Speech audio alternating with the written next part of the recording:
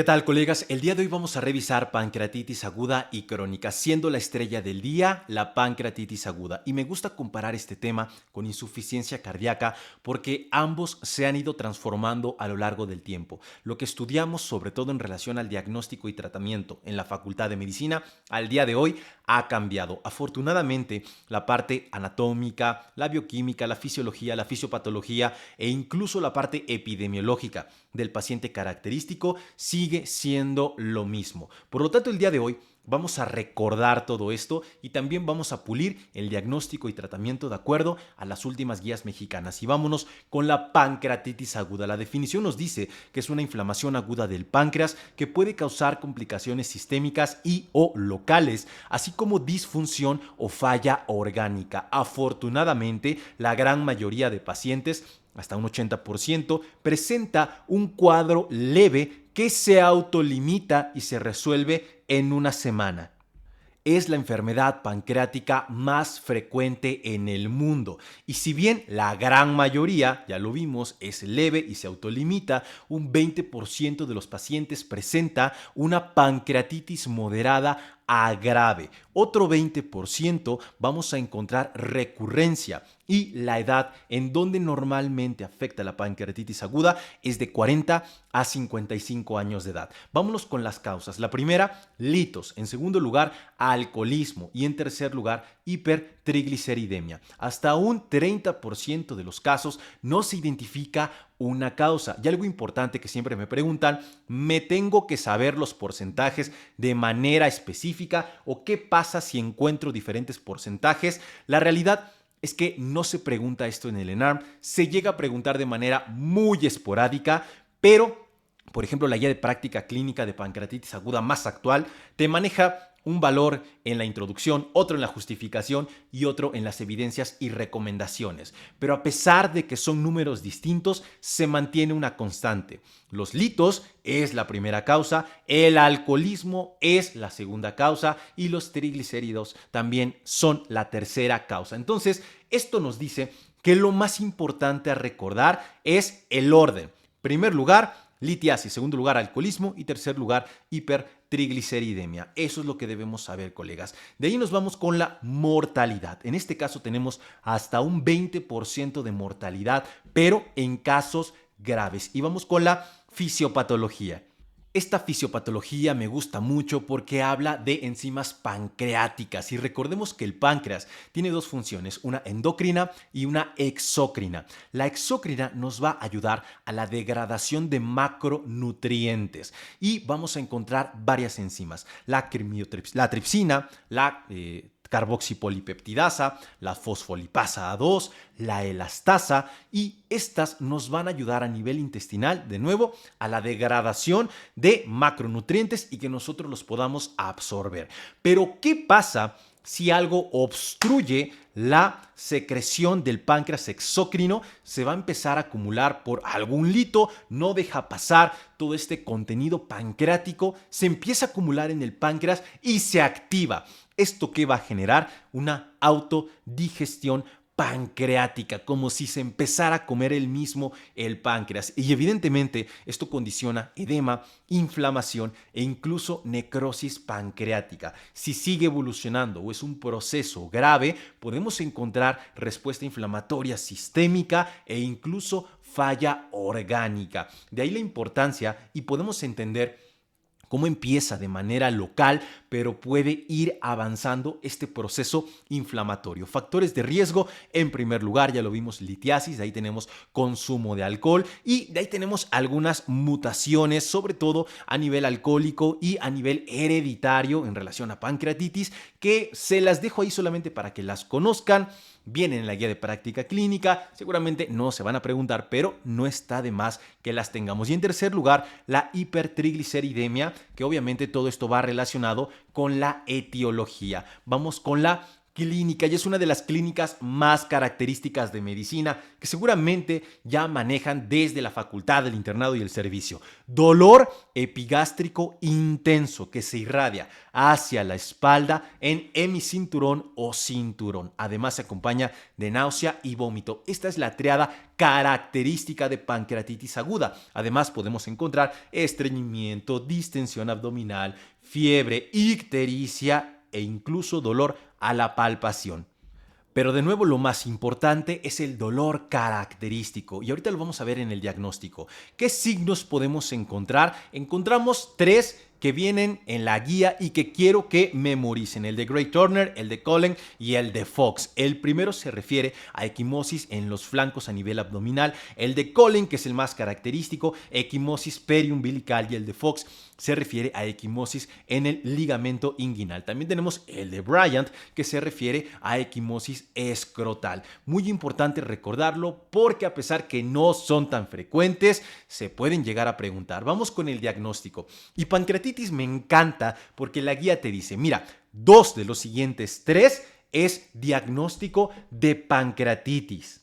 Y son datos súper característicos. En primer lugar, el dolor abdominal característico que ya vimos, agudo, en epigastrio, que es persistente y que se irradia a flancos y a la espalda en hemicinturón. De ahí tenemos alteraciones bioquímicas, actividad de lipasa o amilasa sérica 3 veces mayor al límite superior normal. Recordemos que la lipasa se empieza a elevar a las 4-8 horas y tiene un pico a las 24 horas. Y el tercer criterio, encontramos alteraciones en algún estudio de imagen. Ahora, vamos a revisar un poquito esto. Normalmente llegamos al diagnóstico con solo la clínica y la alteración bioquímica. El estudio de imagen se considera de alguna manera complementario y sobre todo vamos a observar que el ultrasonido de hígado y vías biliares es el estudio inicial, pero no vamos a valorar el páncreas tal cual,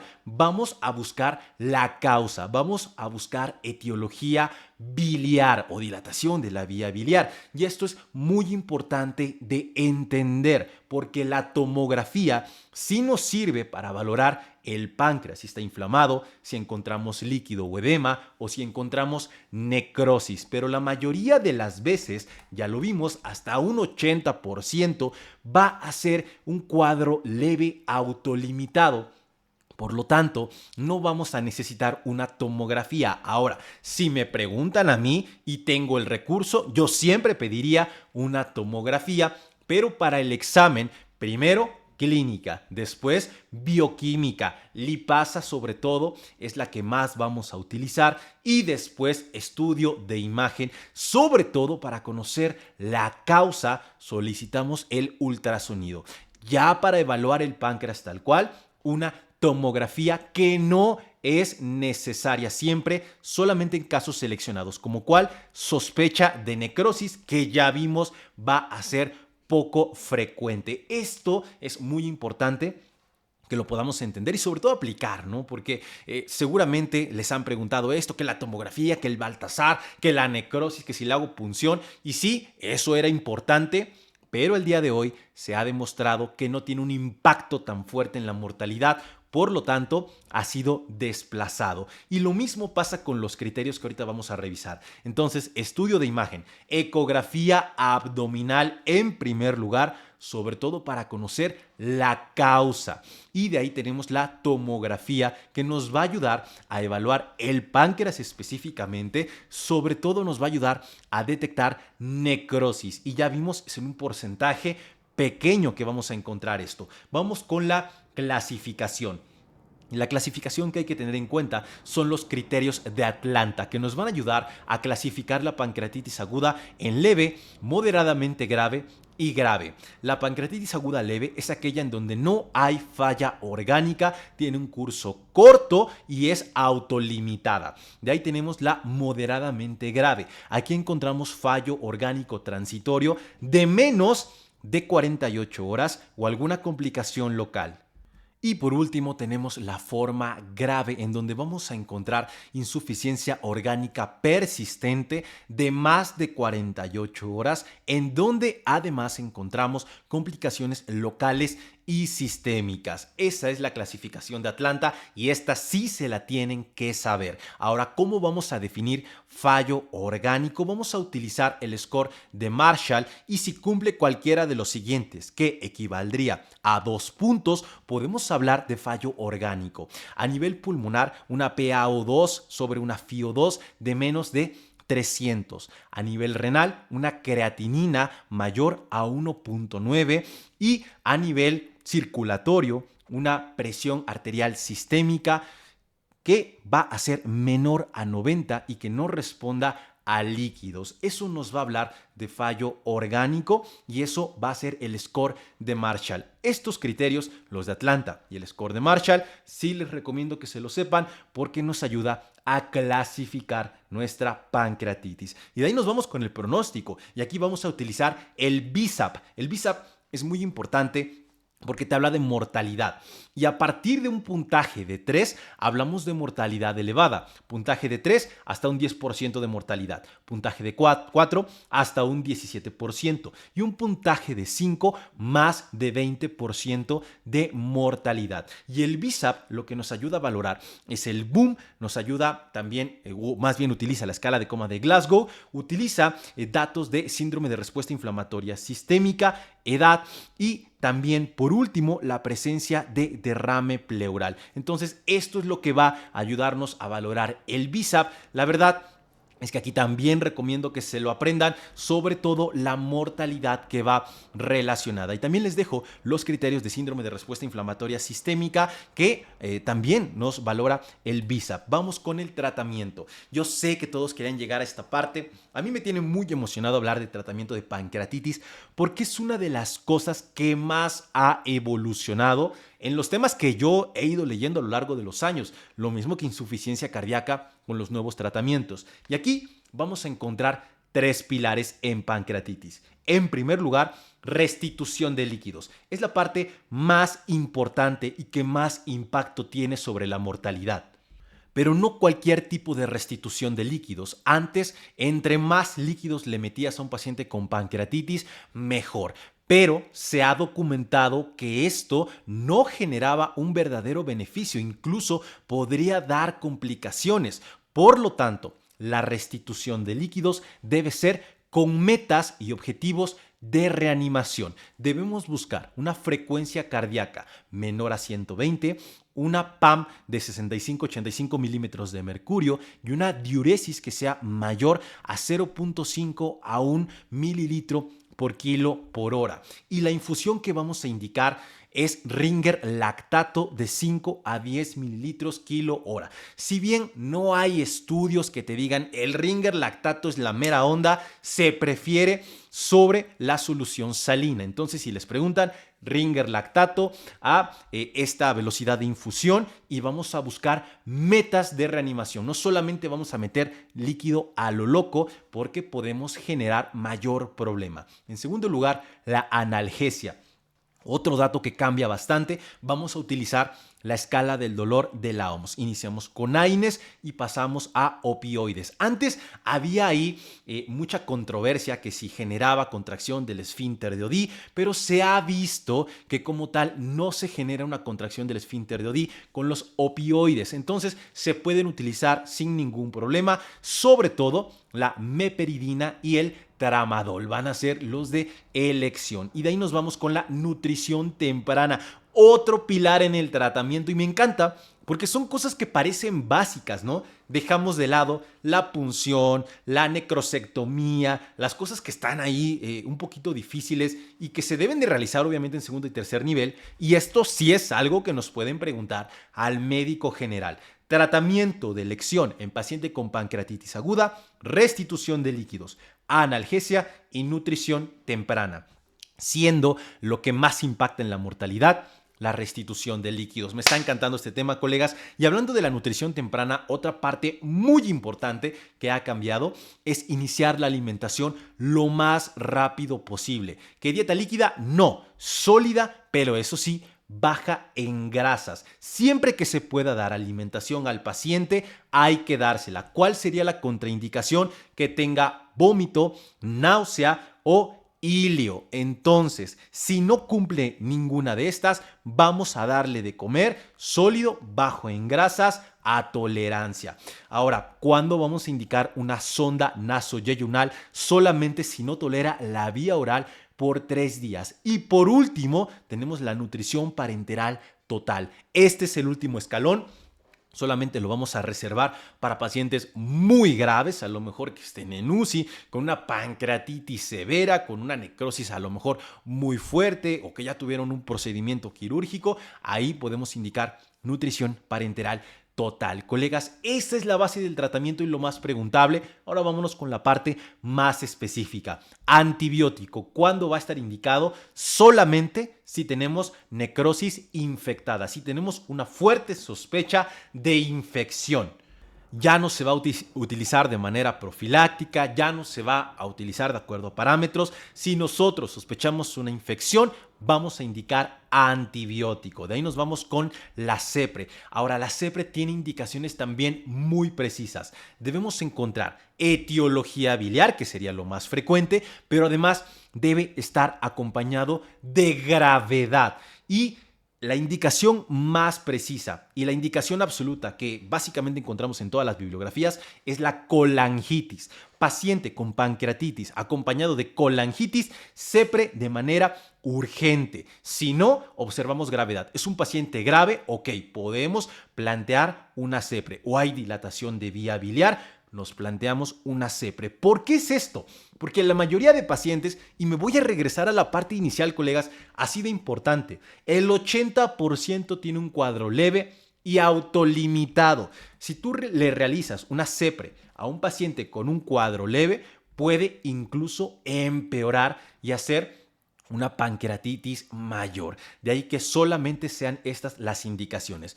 Pero eso sí, la colecistectomía se debe de realizar a todos los pacientes previo a su egreso hospitalario, siempre que las condiciones lo permitan. No es una urgencia, no se debe de hacer en 24 horas. Si tu paciente está bien, está estable, puedes realizar la colecistectomía. Eso sí, no lo dejes ir sin antes quitarle la vesícula, porque si no, seguramente va a regresar. Colegas, espero que haya quedado clarísimo esto del tratamiento. A mí me encantó, estuve leyendo varios artículos, unas actualizaciones 2025 para poder entender justamente el por qué esto es el pilar. Y recordemos que el pilar viene desde la epidemiología. La gran mayoría de pacientes se autolimitan, la gran mayoría de pacientes tienen una pancreatitis leve y la gran mayoría de pacientes no requieren un tratamiento invasivo.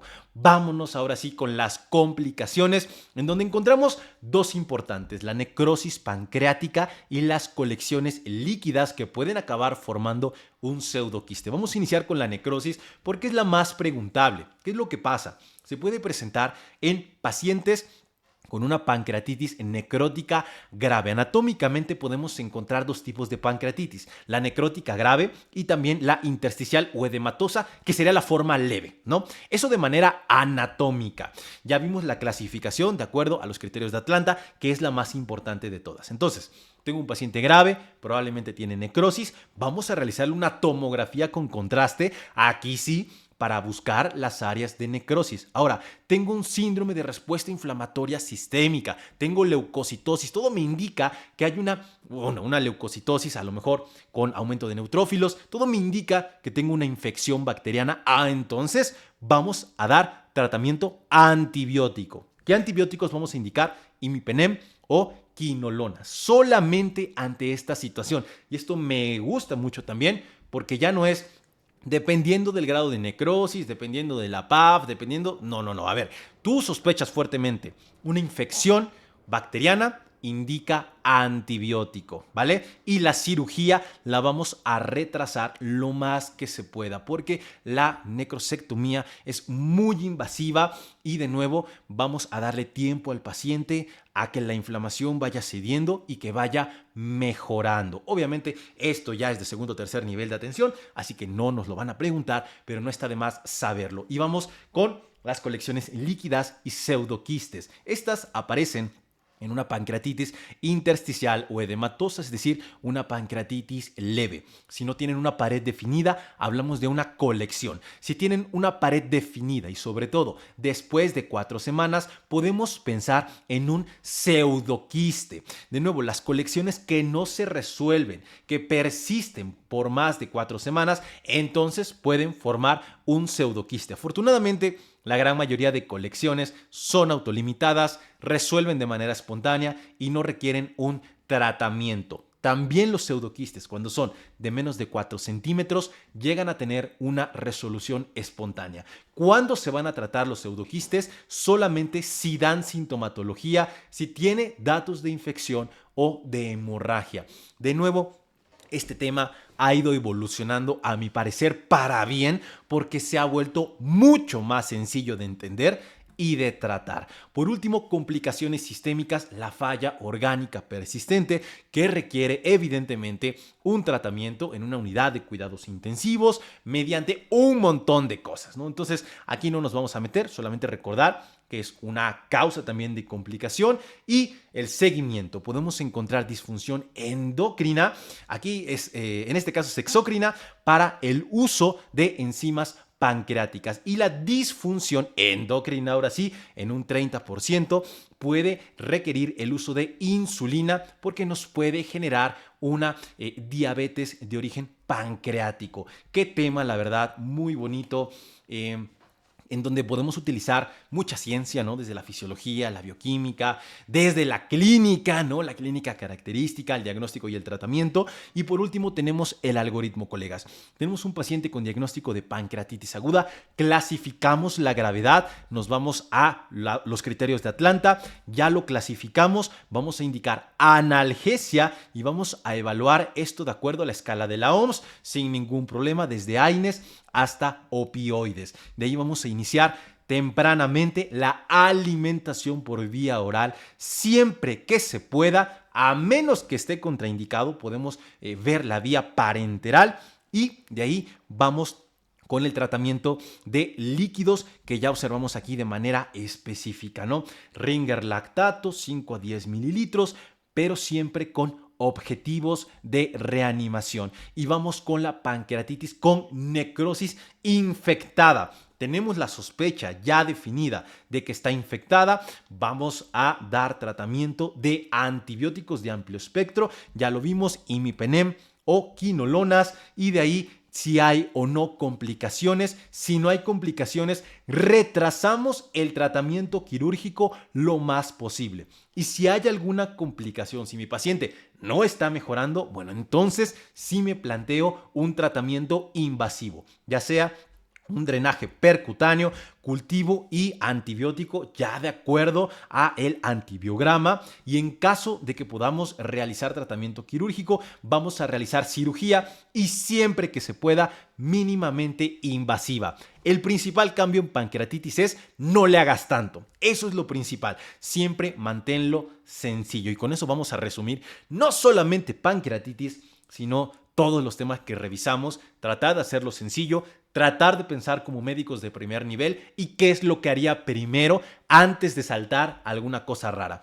Les voy a dejar los criterios de Ranson y también los de Baltasar, que no es que ya no se usen, no es que ya no sirvan, simplemente han sido desplazados por los criterios que ya vimos. Probablemente no se pregunten, pero no está de más que los conozcan, que los valoren y que sepan que existen. Lo mismo que el Baltasar, que básicamente nos ayudaba a evaluar la mortalidad en base a los hallazgos tomográficos. Y bueno, esto también ha pasado a desuso porque ya vimos la tomografía, no la vamos a tomar en todos los pacientes, solamente en pacientes graves. Entonces ya no nos podemos basar tanto en el Baltasar. Colegas, eso es todo del tema estrella del día de hoy. En serio que lo disfruté muchísimo.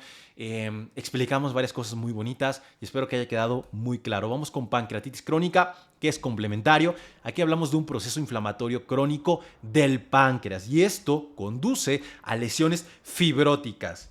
Estas lesiones son permanentes y también encontramos una pérdida progresiva del parénquima exócrino y endocrino. Es la causa más frecuente, el alcoholismo. Entonces, el paciente característico, bueno, ya nos lo podemos ir imaginando. Menos habituales, pero que también son causas importantes: hereditaria, autoinmune, obstructiva, hiperparatiroidismo, y el 30%, y este número va en aumento, son idiopáticas. Clínicamente, dolor epigástrico, pero ¿qué creen?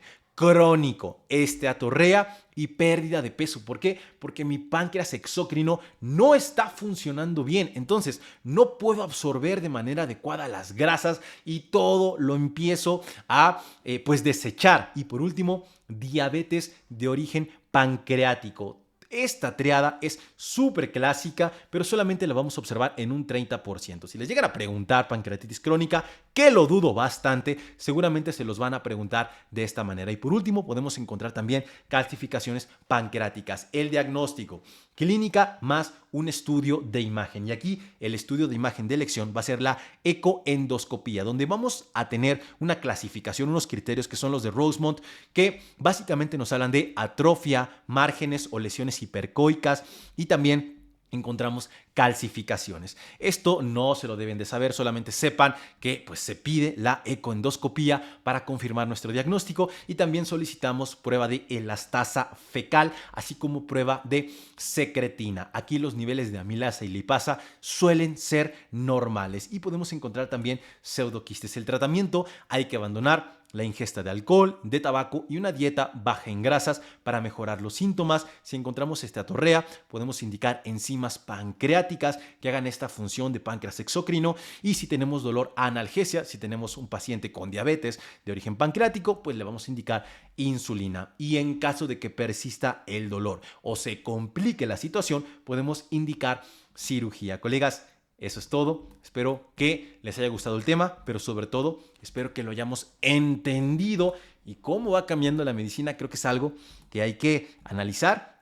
Lo dejamos ahí para que cada quien lo revise, ¿no? Y decir, oye, ¿qué es lo que estudié en la facultad y qué es lo que ha cambiado? Y no nada más aquí, ¿no? Digo, me suena ahorita insuficiencia cardíaca, pero hay muchos temas que también se han ido transformando. Muchísimas gracias, colegas, y continuamos con el estudio.